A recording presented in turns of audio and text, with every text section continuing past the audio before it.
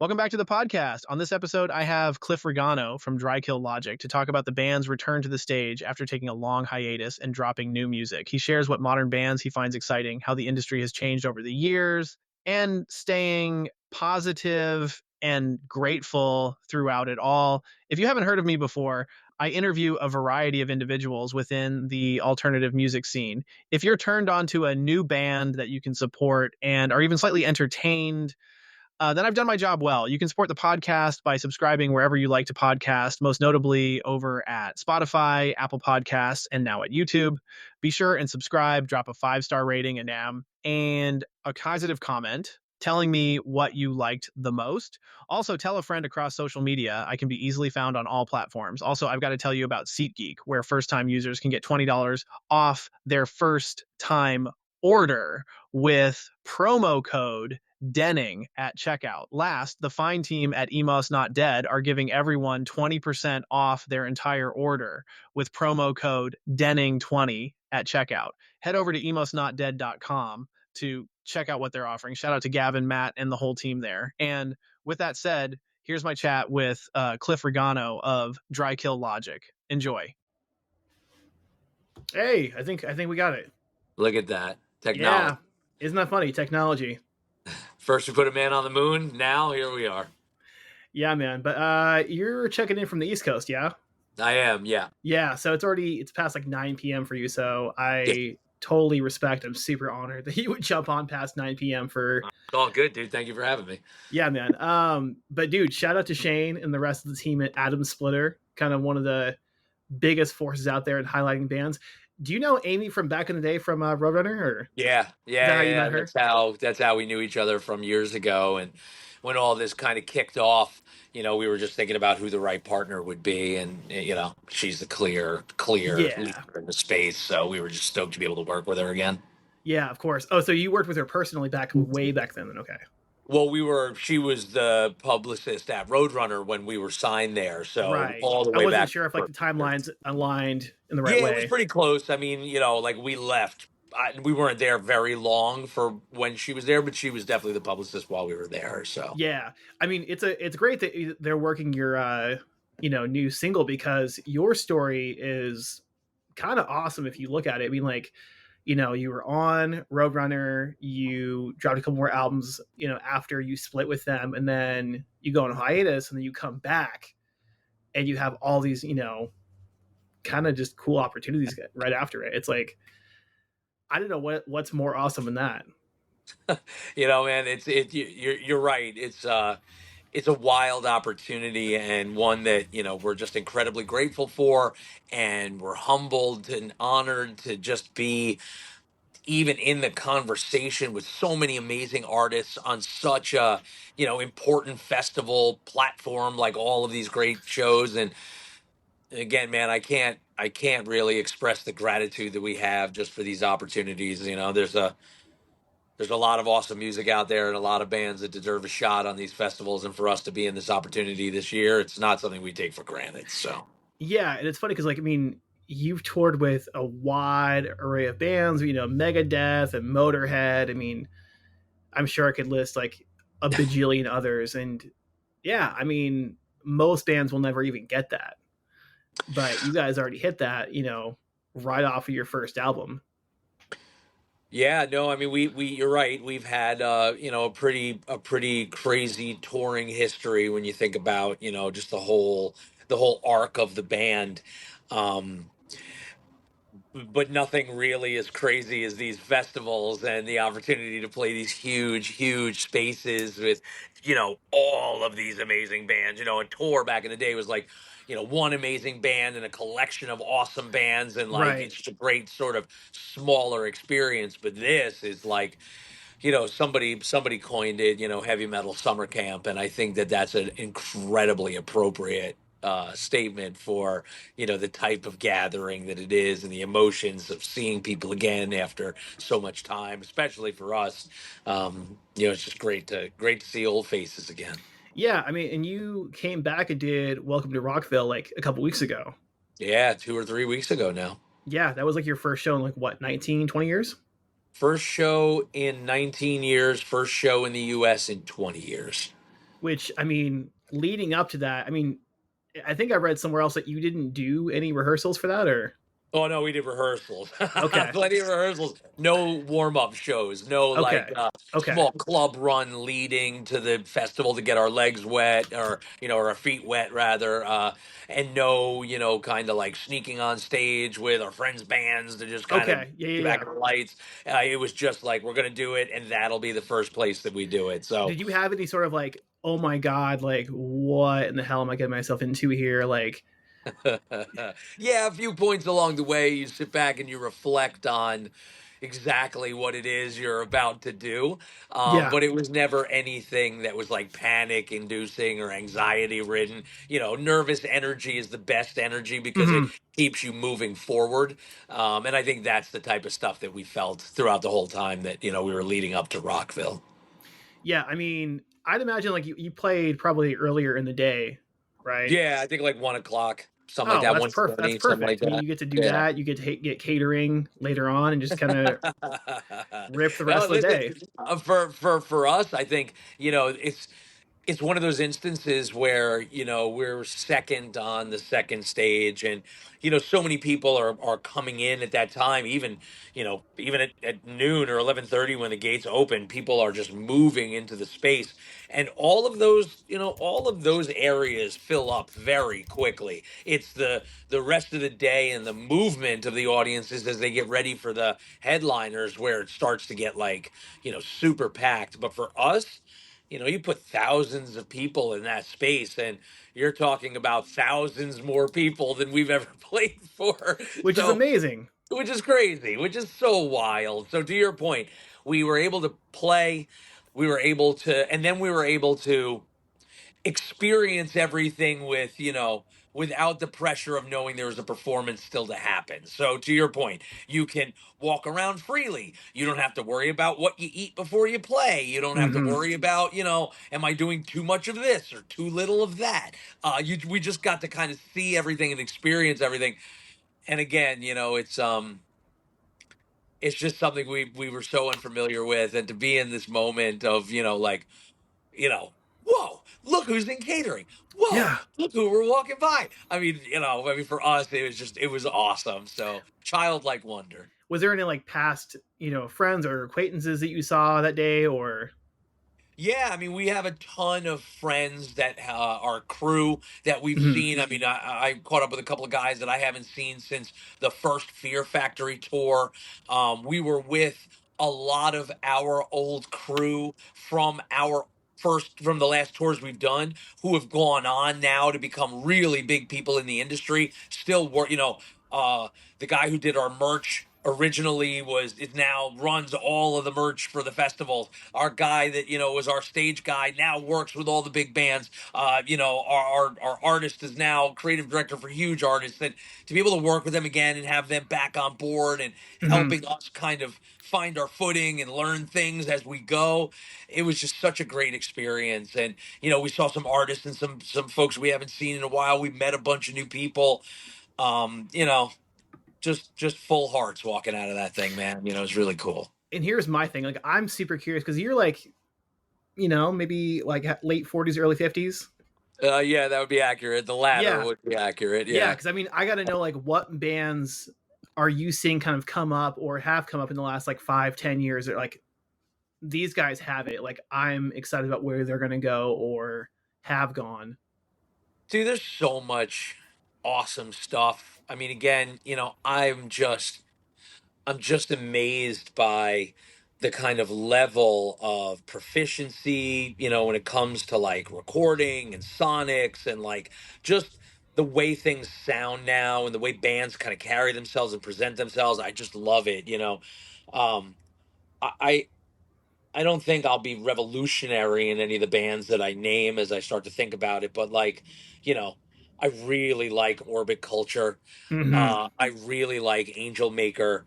I really like, Kubla Khan and Knocked Loose and just, Sleep Token. I mean, there's just, and it's not, I'm just fascinated by how they've all have these really unique styles and really unique personalities, whether it's their live show or in their music, how they articulate their instruments, how they play. Again, like it's just really interesting to listen to today's music as somebody that whose career existed in a different time.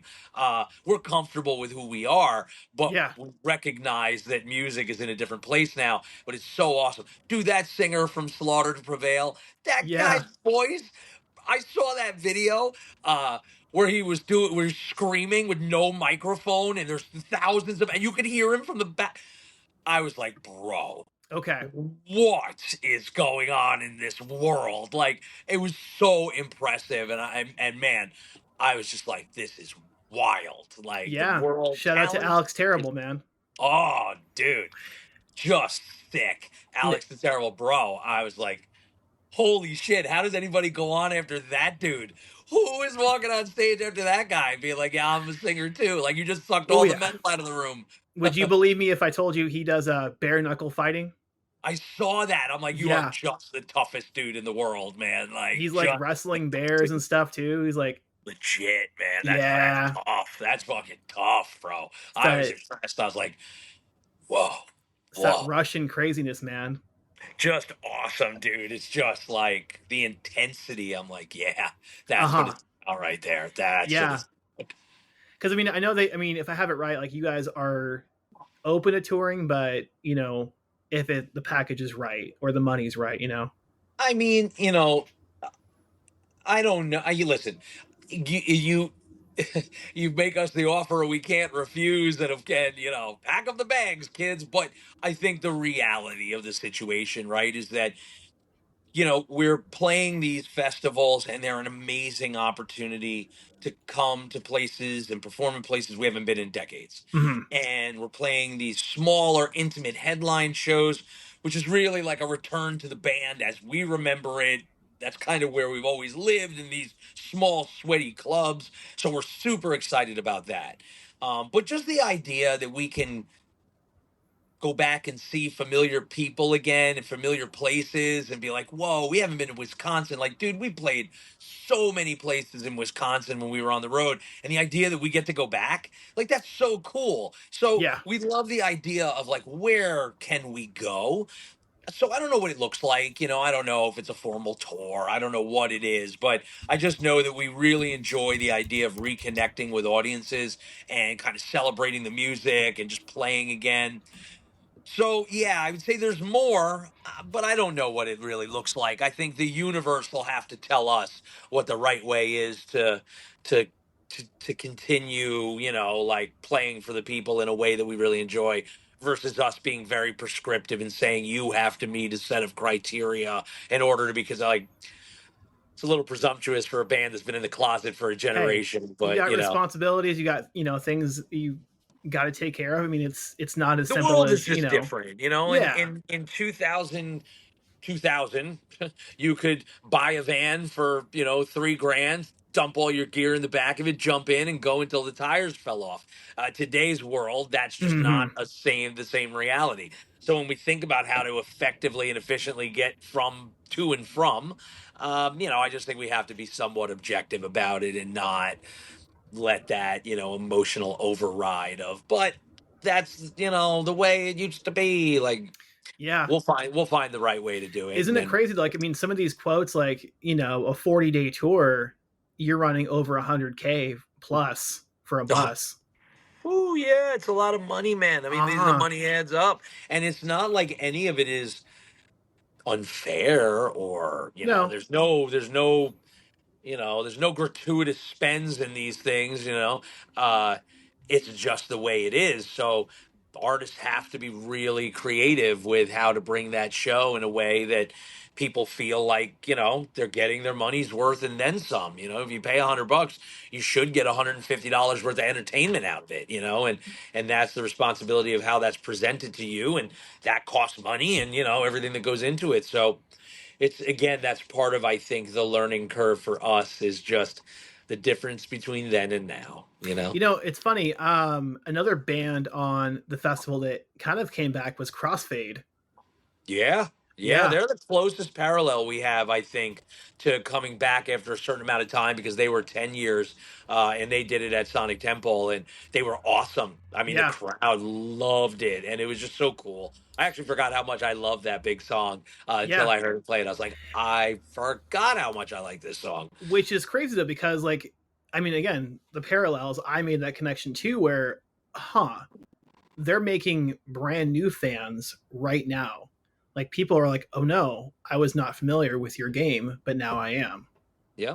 And just Like, seeing people excited about their return makes you excited to see what all the excitement's about. And yeah. that's that, that's that thing, man. That's you can't buy that thing, you know. But it's funny because, like, I mean, I'm sure you've had a number of people who are like, oh shoot, like I've never heard of this band before. But even the last like couple years, you've probably had a resurgence of people in their 20s and early 30s checking you guys out for the first time who were not around, or maybe you just were not aware. Yeah, I mean, the ability to see your audiences in real time and understand who's consuming your music is part of that, wonderful democratization of the industry. And for us to see so many younger, I mean, if you look at our Spotify audience, I think it's now over 70% of it. I have to go back and look, but it is a significant number. If it's not 70, it is high 60s. Uh, the majority of our audience, the vast majority of the audience is under, it's in the 35 to 44-year-old bracket, 25, it's all under 44 basically. Now if you look at Yeah, my age and you think about the people that were at our shows, you'd think that would skew in the higher ranges of that audience bracket, but it's really the majority of our audience lives in the younger demos. And it's just wild because, to your point, that means that they've discovered it after, probably the band went on hiatus. So it's just an interesting time to consider, to meet a Dry Kill fan. We're just super yeah. interested to meet the audience that's been living with the music for so long. We're just excited to meet everyone, to be fair. And I would be making a massive mistake if I didn't highlight the fact that you have one of the best drummers behind the kit for you guys right now, Kevin Yeah. Boutot, formerly of the Acacia Strain. Yeah, How in the Kevin world did that is, happen? man, Kevin is, I mean, is a godsend to have him now playing with us. It's just, it's a dynamic we never really imagined. And we found ourselves in need of a drummer for these live shows when we got the call, and we were thinking about who that could be.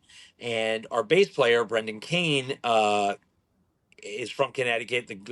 So is Jay, my guitar player, and I live in Connecticut too. So I guess we're all from Connecticut, but they're really from the Connecticut hardcore scene from like back in the '90s. They were in Yeah, an awesome band called Gargantuan Soul, and they have a lot of connections. And when we were looking for a drummer, we were starting to think about people. Brendan recommended him because he was in A Thousand Falling Skies with him, and then the Acacia Strain. And when we met Kevin, it was just like magic, to have him playing these songs with his unique style. And, that kid hits harder than anyone I've ever met. And he is just a machine when it comes to timing and learning and just really absorbing and, he's just a real, mind behind the drums. He's a drummer's drummer. And, mm-hmm. I like to say that this is by far the toughest lineup that this band has ever had. You've got Brendan from 100 Demons and A Thousand Falling Skies on bass. You've got Jay on guitar, who's been our anchor since 2002, musically and performance wise. Now you've got Kevin on the drums.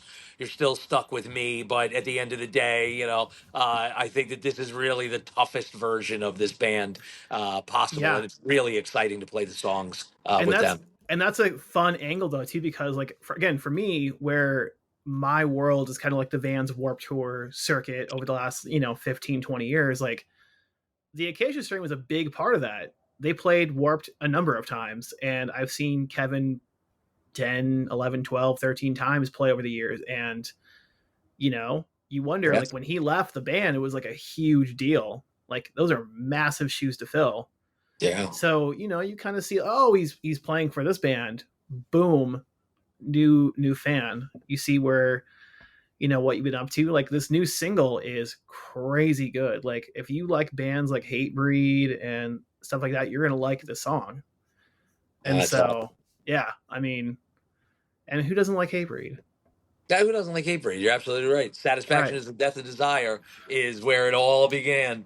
You know, that record is arguably that's the top 10. I mean, Yeah. that probably cracks top 5. I mean, that's a powerhouse album.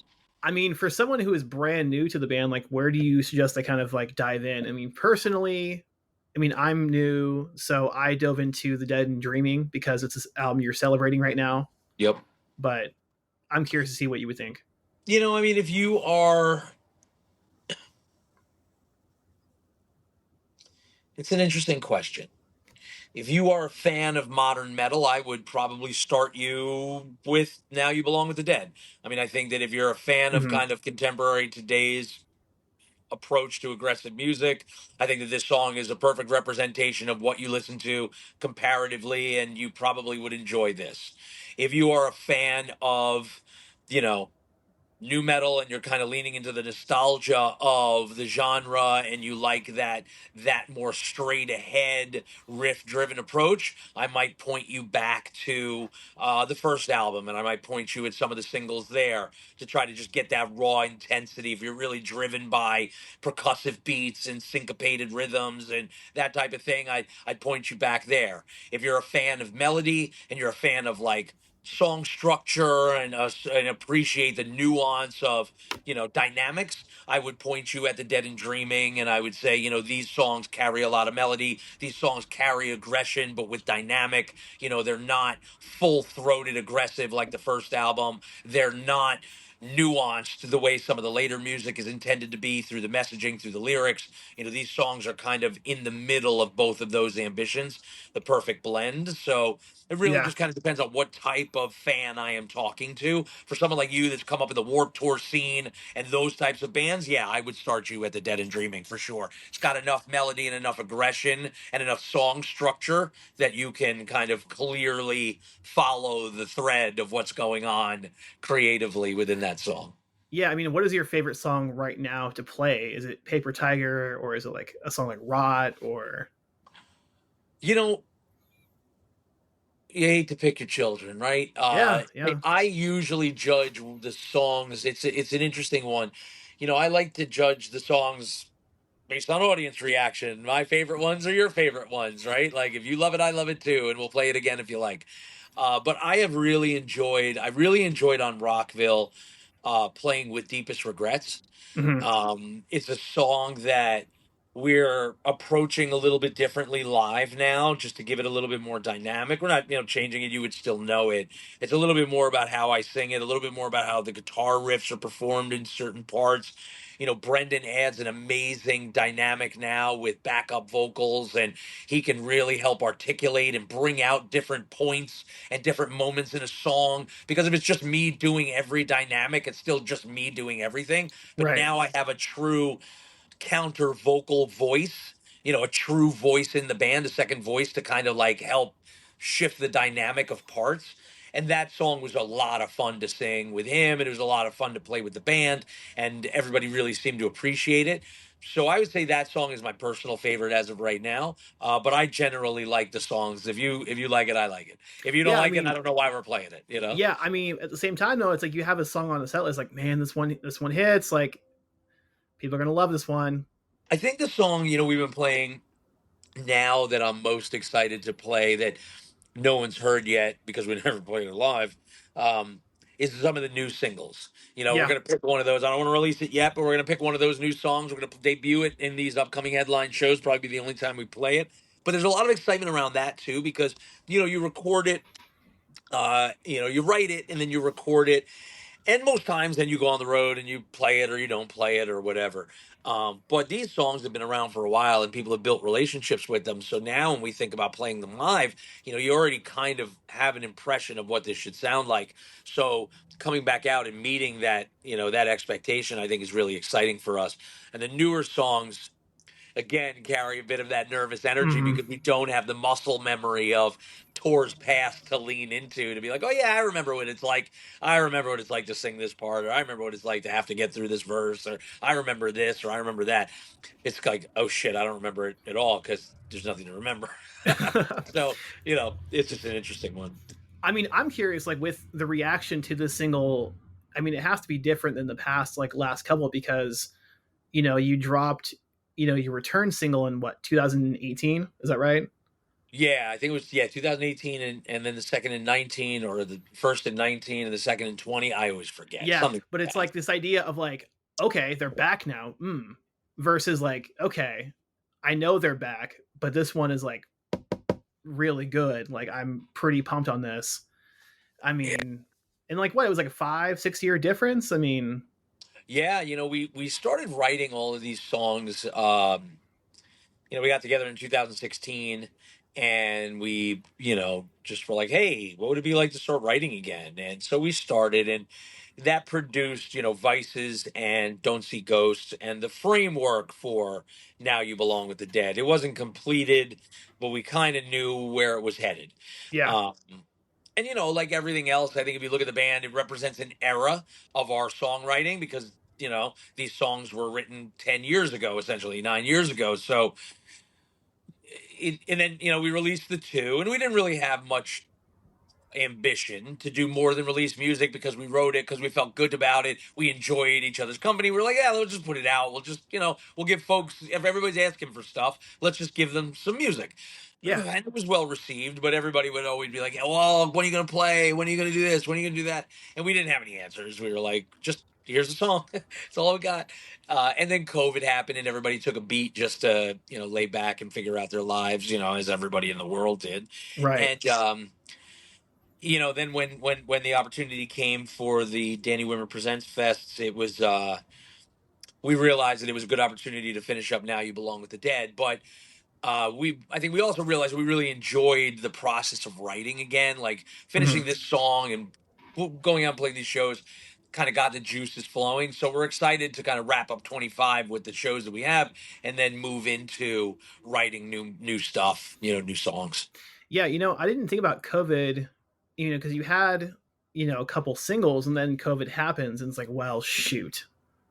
You feel like the momentum that you kind of had kind of just you have to sit on it. Oh, I don't even know if it was that. Again, we weren't really that intentional with any of this stuff. It's not like we were like, all right, we're gonna put out these singles and then we're gonna.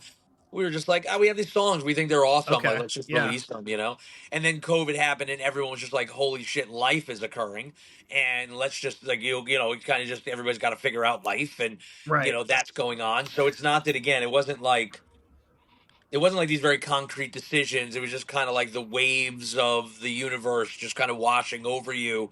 And then all of a sudden, like you're through that and you find yourself here and then you're like, whoa, we're out of it. But God, it's been a while. What do we do? What do you want to do? I don't know. What do you want to Yeah. do? And then something happens that kind of starts it and you're like, whoa, hold my God, okay, there's a show, whoa, like wow. And then that starts, that's like the tremor in the earth that moves it, and it's like, did you move? I didn't move. What moved? Oh my God, the earth moved. Shit. Like, so Yeah. that I think was really the like the shake that got everything going. I mean, do you feel like you're kind of in your second chapter of the band at this point, like, or Oh, I maybe don't do you feel like know. it kind of kicked off earlier? I mean, I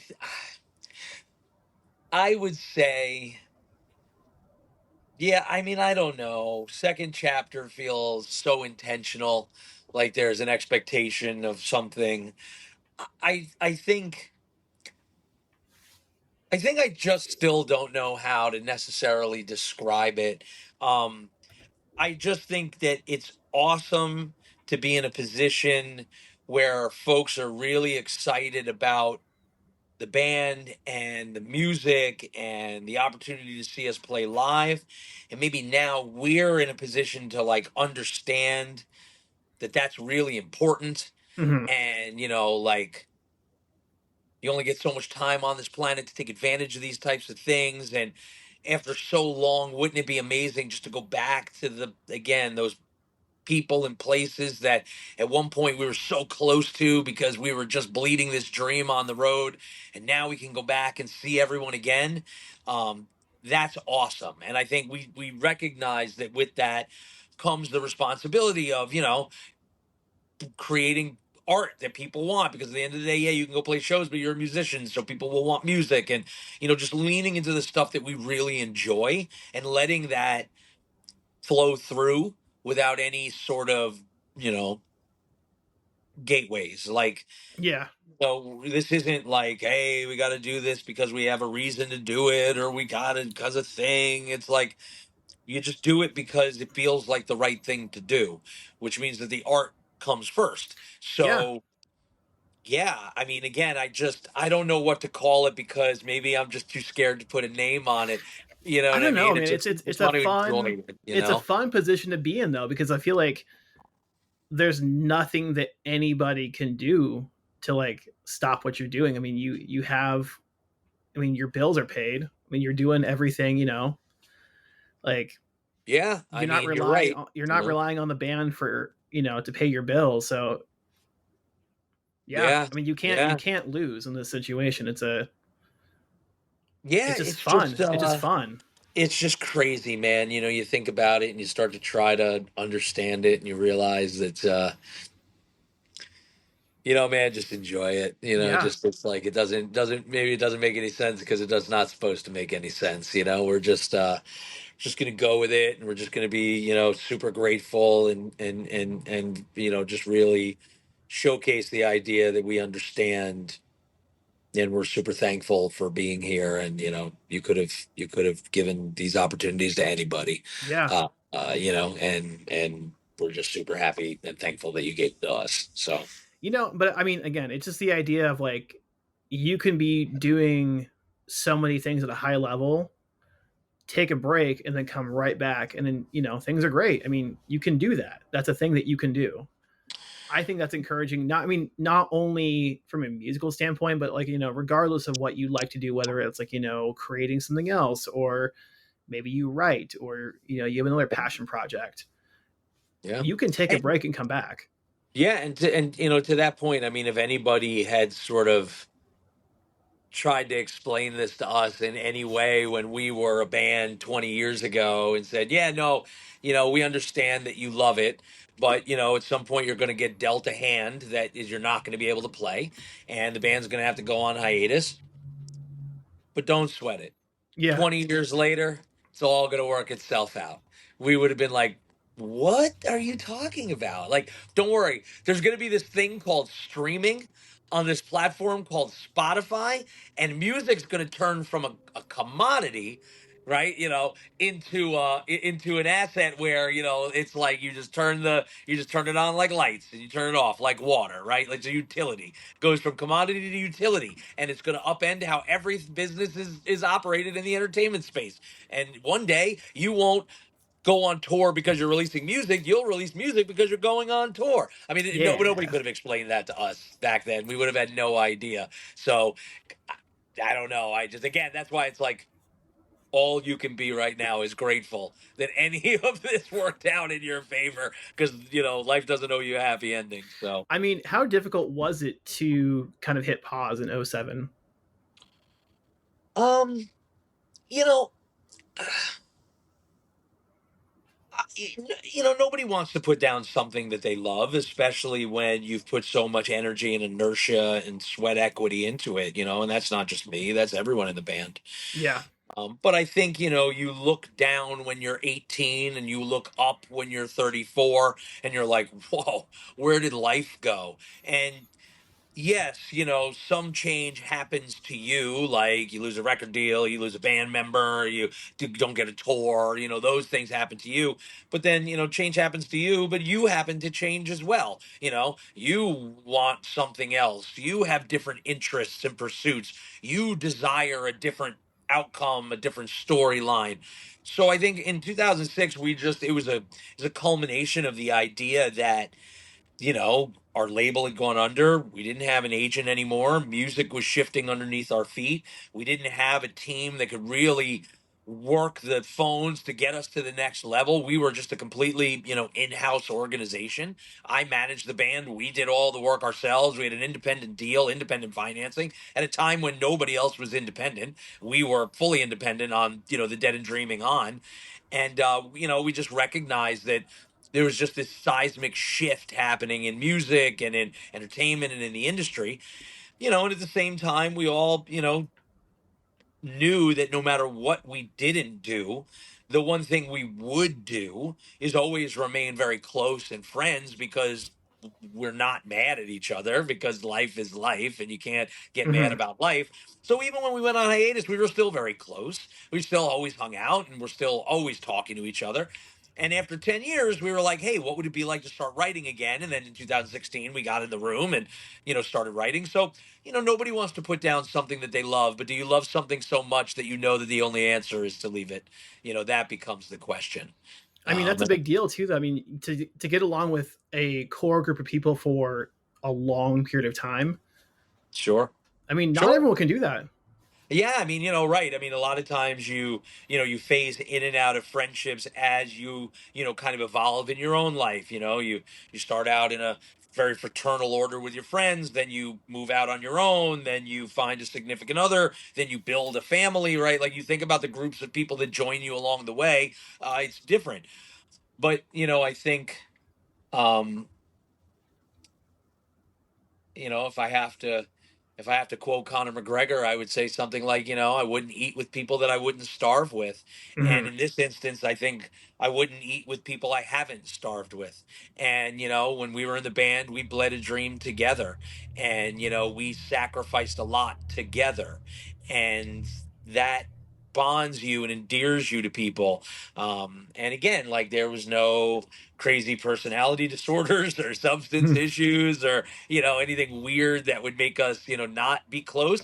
It's just the circumstances of life, and I think we were all adult enough to recognize that because we had all started so young. And Yeah, you look at the band and you're like, I don't how where do we go? I mean, and there just wasn't an answer for that at the time. So you know I'm curious. Like, did you have any like moments in the last like even couple of years where you've been able to like mentor younger musicians? Of like, hey, I've seen all these different things. Here's how you would kind of like handle these situations. Yeah, I've done some mentoring work across the entertainment industry for a few organizations. Um, and yeah, I think the advice and the counsel that I give to all musicians and all, anybody that wants to operate in this space in any capacity, it's very easy to lose sight of the forest for the trees. And what I mean by that is, when you are a musician or you are a producer or a manager or any of these other things, you can find yourself in a siloed approach where you think the only success you can have is the type of success you can create. The only way I Hmm. can be successful in the music business is if I'm the artist that sells a million records. The only way I can be successful in the music business is if I'm the producer that produces a band that sells a million records. The guy that books it, the guy that does it, right? And what you'll find is that that could be true, and there are Hmm. people that is subscribe to that and will be successful.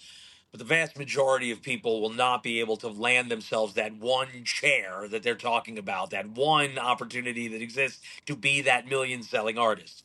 What I have found and what I try to counsel people is that once you have a firm understanding of entertainment and its role in culture and how people bond themselves through emotional connections to artists and audiences, there's a lot of ways to leverage that professionally so that you can be successful. You know, you can be a producer for other artists, you can manage other artists, you can help other songwriters, you can go to work in the music business.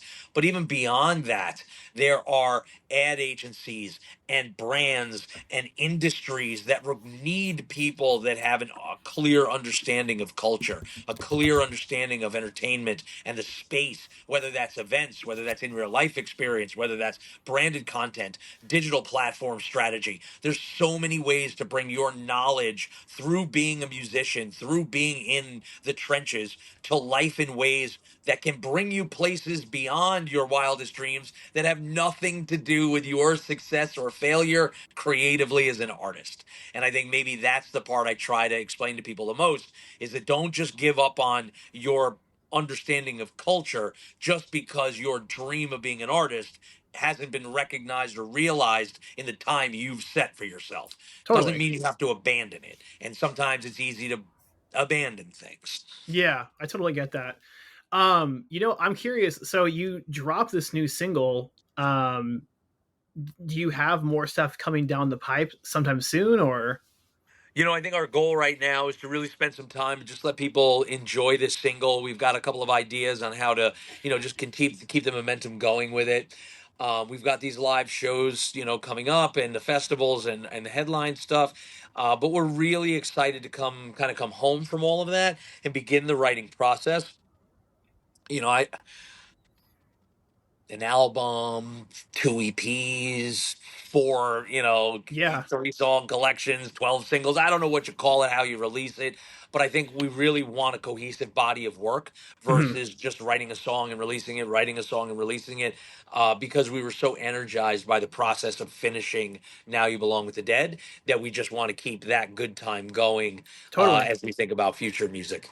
Well, I mean, a counterpoint, like you maybe give each song the attention it deserves as if you drop it along the way. So Exactly. And that yeah, and that's the thing, right? Again, there's people far smarter than I am strategically when it comes to how to introduce a body of work to an audience. And then that's the way we'll go. yeah, It doesn't need to be any sort of format that I'm married to, but I just think that to take advantage of whatever format we want, we have to have the music first. And that's the absolutely. responsibility of the band. And I think that's what we'd like to take on next. It's like a lot of the social conversation and the audience conversation has always been, when will you play live again?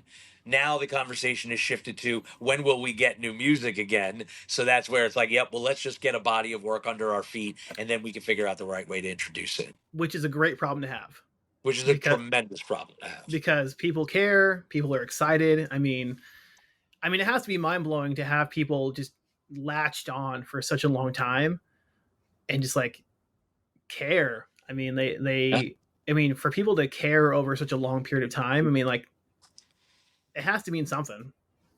Believe me, it means more than I could ever possibly articulate in a conversation. I mean, we're there's a lot of stuff to consume in this life, Yeah, and we were a band that was just a blue collar working metal band, but we always tried real hard, and we gave it everything we had.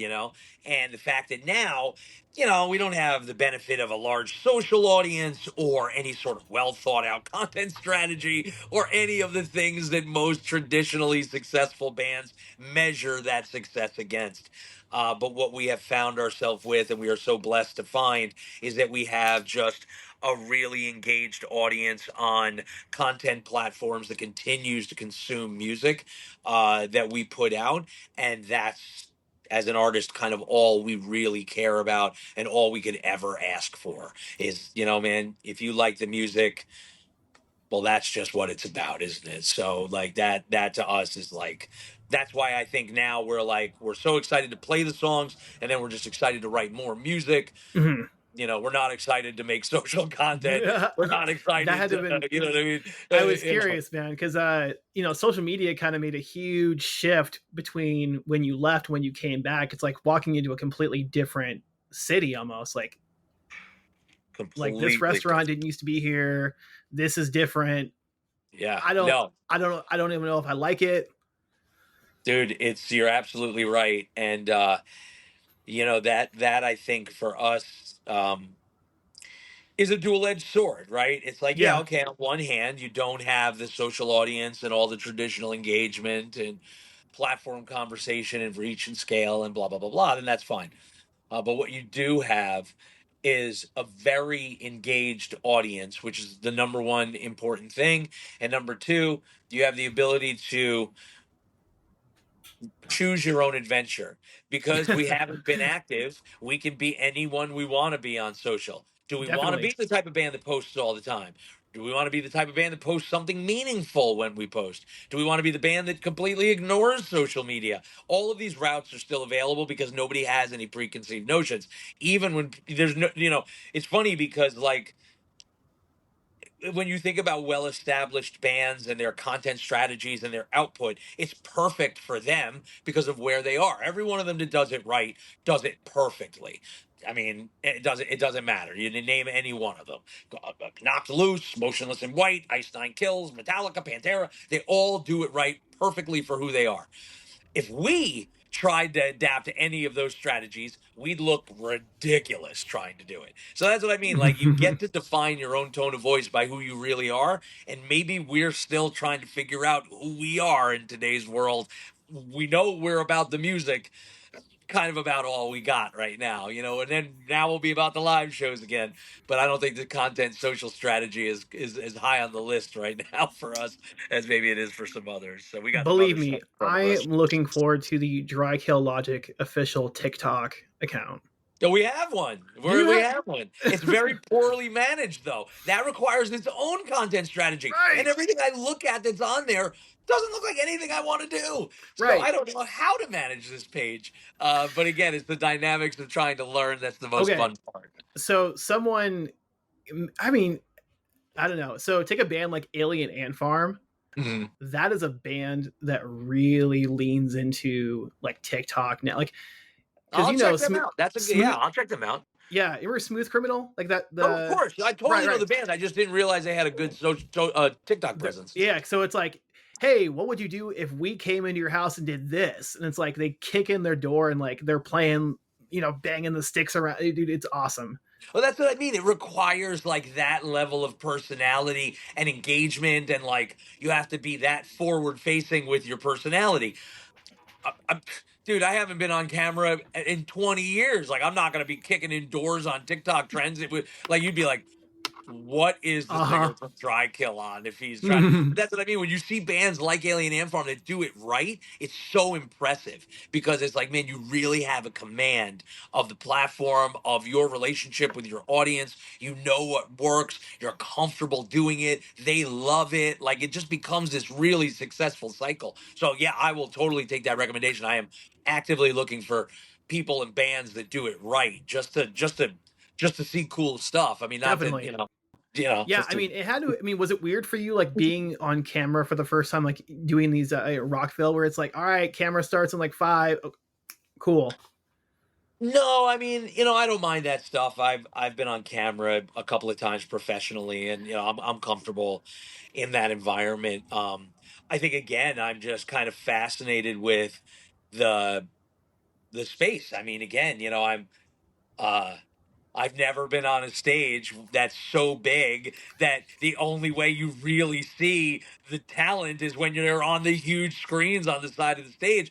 I'm just not used to being in that environment. So when I see it, I'm like, yeah, I go to these shows as like a fan. My wife wants to go to a country show. We go see it. It's a big thing. And Yeah, you man. look, but I'm not, me. Like Hey, that part, I'm like, hey, well, whoa, what's going on here? So that part's crazy. But to be a part of this modern technology, I think for us is so exciting because we just none of it existed when we hey, were, I gotta tell you, man, we need people like you in your position to go out there and just crush because I mean, I'm 35, so I need to see people like you continue to kill it because I'm gonna get older and older. you I can't rely on the 59-year-old in the corner of the gym, pulling five wheels. I can't rely on him. Like I need to see other people, yeah. and we got Josta, we got, others out there just operating a high level. I mean, Yeah, and no, I do. I saw bits of Rockville. You mean like, the comments were positive, like, oh, they still got it. Yeah, no, I mean, listen, I'll be honest. If I, and again, I take my health pretty seriously, and I take Clearly. personal health pretty seriously, and I have such a profound respect for live performers. And there is nothing you're going to do in a gym that's going to build the muscles that you need to play on that stage. There is no workout that can replace. There is nothing more high intensity impact training related than 30 minutes set in Mhm. 94-degree heat and 70% humidity. And like everyone from Chris Motionless to Marilyn Manson to Lizzie Hale to everybody. I mean, like just everyone I saw on stage, I was just in awe of their ability to perform and just have what it takes. Uh, it's just so awesome. And I realize that even in, and I appreciate the kind words. I realize in those moments, I'm like, okay, some of this feels familiar, some of this feels very foreign. I think it's a continuous work in progress. But I realize that, that part can't be, you know, should never be, marginalized. How much work goes into the physicality of being a touring musician, a live performer, a true professional live performer. Like that's a workout, man. That's that Oh, believe me, I've tried to like deconstruct, like, I've worked out with, some of our, finer musicians out there. I'm like, hey man, all right, hear me out. We're on the treadmill. We're gonna go incline here. What if, hear me out, you just yelled for like 30 minutes straight? Dude, what are you talking about? No, like that's yeah, not even close to what, I do. Like, you're still sweating the same. I mean, you're still soaked near the end of it. I mean, yeah. No, it's true. And like I remember at Rockville, one of the I saw Motionless in White, and Chris Motionless, the singer. He's in all black. mhm. I mean, down to the hands, like to the neck. I mean, just all black. And he is just fucking killing it and so animated. Like, even when he's not singing, the energy is falling out of him. And I'm like, bro, look at this dude. Like, just crushing. So I'm just in awe. I'm like, my God, the level of talent that these guys have, and the level of stamina and drive and inertia and the desire to just like they get into it, and the movement moves them. They move and move, and man, I was like, "Ooh, that is something." It made me remember. I was like, I used to be like that back in the Yeah, day, and I'm like, I guess I got to get there again. But I'll be right it's back. really awesome to see. I'm gonna go lift some weights over here, and like I'll show you guys in a couple seconds. Like, It's just wild, man. It's like, you just, again, it's like, it's always good to take your health seriously, but there's a level of training that yeah, goes into live performance that I just don't think can be understated. no, unless it's one of those like if you don't know, kind of Yeah, situations. right, right, right, Yeah. right. Exactly. It's like soccer. You don't really Oh my realize that they're god. running all the time, but they're literally running for just, I mean, miles and miles and miles and miles. So yeah, it's the same type of thing. You don't realize how good a shape they're in to be able to play that sport. You You just don't realize. see any heavyweight soccer players. Exactly. Right, right, Like, exactly. now, I guess would there be people in our scene that are newer that you would love to co-write with or even like feature with, whether that's like a Chris, Emotionless in White or Oh, dude, I mean, I would be honored to write with anyone of, merit and substance. I think, great art speaks for itself. And, if there's a role for an old man like me to have a spot in a song, yeah, I mean, I hmm, would love to be a part of it. There's so much great music out there, so much talent, so many talented artists that, it'd be great to, just to play songs with talented musicians, but, yeah, dare to dream, dare to dream. I love it. So yeah, new singles out right now. Hopefully, I mean, am I speaking out of pocket when I say you would return to Greg to Oh continue yeah, producing? sure. Greg Yeah, Thomas, yeah, absolutely. Oh yeah, what a great experience. Nowhere else we'd rather be. The guy is just, a profoundly talented musician and songwriter, and his ability to make us comfortable as a producer. I mean, that's the secret sauce right there. To be able to put an artist in a position where they can be their best is really probably the hardest part of an artist producer relationship. There's yeah, so many things that can get in the way, so many single points of failure that can allow you to not build that trust necessary to be vulnerable. And Greg just does it all right. So yeah, there's nowhere else, literally nowhere else we would want to record. And we're excited to do it with him. That's part of the excitement, to be honest with you, is to do it definitely. I mean, and then like, do it with him. I mean, again, for someone who's new to the band, relatively speaking, I mean, like, you hear this new single, I'd like more of that, please. Like, I appreciate that, man. Yeah, no, I attribute, a lot of that to Greg, and he really, he just helped us get it to a place where, we're just so overwhelmed with, the way it sounds, and the response to it. That's you know, again, man, gratitude is the overarching sentiment for sure. Absolutely, man. Okay, so for people that want to help support the band, is there any sort of like merch coming out soon, or We have all our merch links on the social channels. You can get everything, via Amazon. We have new merch designs that we are dropping at the shows. So we got some really rad stuff that we're going to have that we had at Rockville that we're going to have at the headliners. And then we got some really great designs for the upcoming festivals. Um, New songs available now. Headline shows, New York on June 13th in Brooklyn at the Monarch, and June 14th at Dingbats in New Jersey. And then the festivals, Ohio at Incarceration, Wisconsin with Rockfest, and then Aftershock in California.